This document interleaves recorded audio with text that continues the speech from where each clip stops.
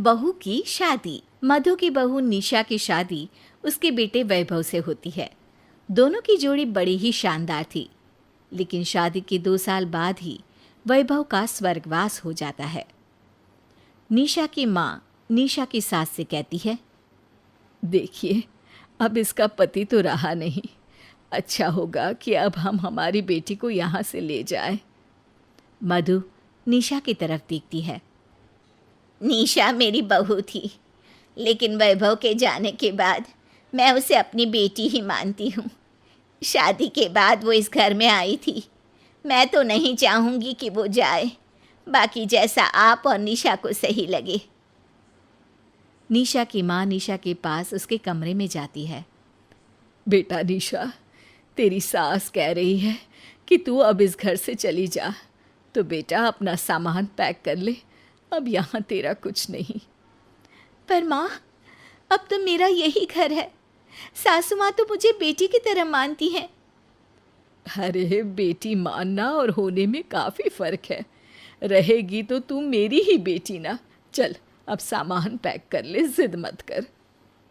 निशा दुखी मन से सामान पैक कर नीचे सास के पास जाती है, जहाँ ससुर जी और ननद भी खड़े होते हैं। वो निशा का सामान देखकर दुखी हो जाते हैं। अरे बेटा, अब इन लोगों से क्या बात करनी है। चल निकलते हैं यहाँ से। सास निशा को गले लगाती है। निशा सास के पैर छूकर कहती है, माँ जी, जा रही हूँ मैं। भाभी, आपके बिना ये घर अच्छा नहीं लगेगा। भाई के बाद आप ही उनकी निशानी थी हमारे लिए। आपको देखकर भाई को याद कर लेते। ननद रोने लगती है। अरे बेटी, बाप कितना भी निर्धन क्यों ना हो, अपने बच्चों को कभी भूखा नहीं सुलाता। तुझे यहाँ कोई कमी नहीं होने देते। निशा रोने लगती है। पापा, माँ, मैं इस घर से नहीं जाना चाहती। यहाँ मुझे अपनापन लगता है। यहाँ मेरे वैभव की यादें हैं, और आप लोग जो उनके अपने हैं, मुझे घर से मत निकालिए।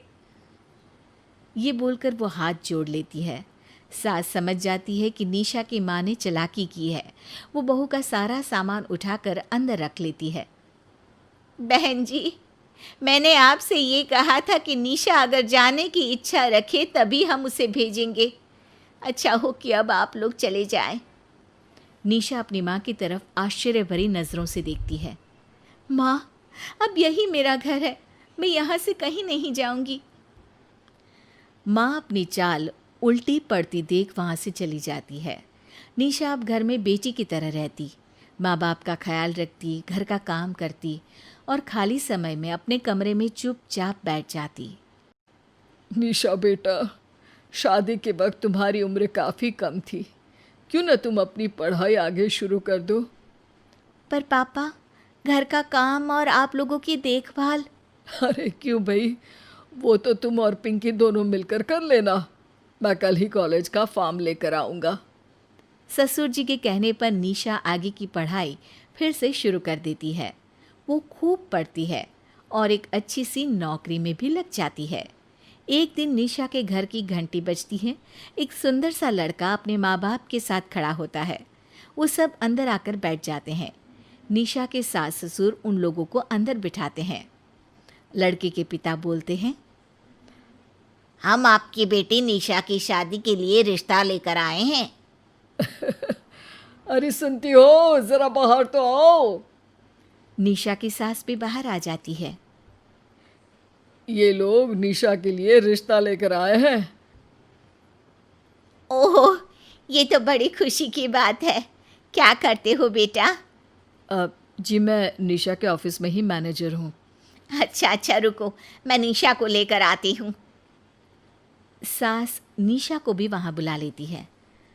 अरे सर, आप और आपके साथ ये मेरे मम्मी पापा हैं निशा। मैं तुमसे शादी करना चाहता हूँ और शादी का रिश्ता लेकर आया हूँ। निशा को ये सुनकर गुस्सा आ जाता है। पर मैं शादीशुदा हूँ। पूरा ऑफिस ये बात जानता है सर। फिर आप? हमें पता है बेटी, अभिषेक ने हमें सब बता दिया था। हमें शादी से कोई दिक्कत नहीं है। लेकिन मुझे है, मैं शादी नहीं करना चाहती। अरे नहीं नहीं बेटी, अब हमें भी तो अपना कर्तव्य पूरा करने दे। एक बेटी को पढ़ा लिखा कर उसे अपने पैरों पर खड़ा कर, माँ बाप सिर्फ उसे अच्छे घर की बहू के रूप में ही देखना चाहते हैं। पर माँ, मैं तो बहू बन चुकी हूँ। नहीं बेटी, वो तब तक थी जब तक वैभव था। उसके जाने के बाद से तो तू हमारी बेटी है, और बेटी की शादी करना हर पिता का सपना होता है। हमें ये लड़का पसंद है। तेरी उम्र ही क्या है बेटा, तुझे भी तो जीने का हक है।